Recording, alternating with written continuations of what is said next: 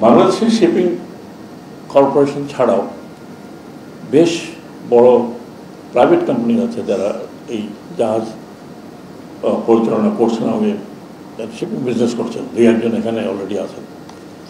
যখন আমি ওনাদের সাথে দেখা হলো আমার, তখন প্রথম ওনারা বললো যে জাহাজকে তারা আর এক্সপ্যান্ড করতে পারছে না। কেন? ট্যাক্সের উপরে 7.5% যদি ভুল না করি ভ্যাট লাগানো আছে, এবং তা যদি হয় তাহলে জাহাজের যে প্রাইস তার সাথে কত টাকা অ্যাড করতে হয়, এবং সেটা ব্যাংকের থেকে লোন নিয়ে বা অন্য জায়গার থেকে নিয়ে আর জাহাজ কেনা তাদের সামর্থ্য হয় না বলে বেশ অনেক বছর থেকে কোনো জাহাজ অ্যাড হয়নি প্রাইভেট সেক্টরে। তো ওনাদের কথা শোনার পরে আমি এনবিআরের চেয়ারম্যানের সাথে কথা বললাম।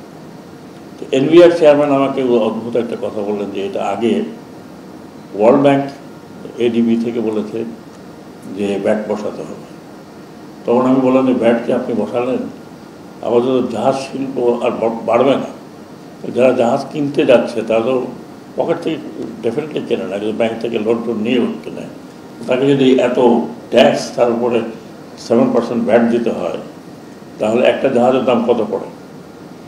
এটা নিয়ে আমাকে এনবিআর চেয়ারম্যান বললেন যে স্যার আমি এটা দেখবো, নেক্সট বোর্ড আমাদের মিটিংয়ে আমরা এটা উঠাবো, এবং এটা আমাদের উপরে চাপানো হয়েছে। তো বলে কোনো ফাঁকটাক দিয়ে এটা করবো। এর মধ্যে কমার্স মিনিস্ট্রিও ওর মনে হয় অ্যাপ্রোচ করেছিল, কারণ দেখলো কমার্স মিনিস্ট্রিও একটা অ্যাপিল ছিল, আমাদের একটা অ্যাপিল ছিল। দুটো মিলিয়ে এনবিআর চেয়ারম্যান আমাকে বললেন যে স্যার এটা আমরা 1 বছরের জন্য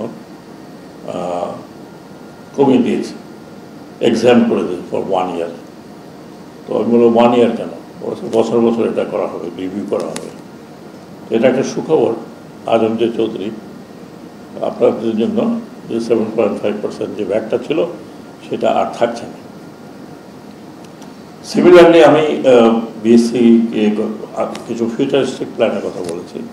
আমরা যখন আমাদের বিএসসি সম্বন্ধে কথা বলছিলাম চিফ অ্যাডভাইজারের সামনে, তখন ওনাকে বললাম বিষয়টি যে first time Bangladesh shipping corporation তার নিজের পয়সায় without any taking single Penney from the government or bank purchase করছে।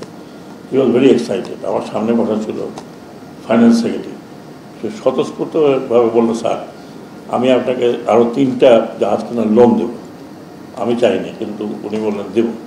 আপনি ঠিক বলছেন? জি স্যার দেব। So Malik was abroad. I called just coming out of the meeting. I said, Malik, so we make the DPP. We get 3 more ships. DPP is almost finished. আমি আশা করি যে আমাদের আর যত কত মাস বাকি আছে এর মধ্যে আমরা এটাকে থ্রু করে যেতে পারবো, আশা করি। এবং সেক্ষেত্রে 3 more ships, and again same process. We will change the ship and buy.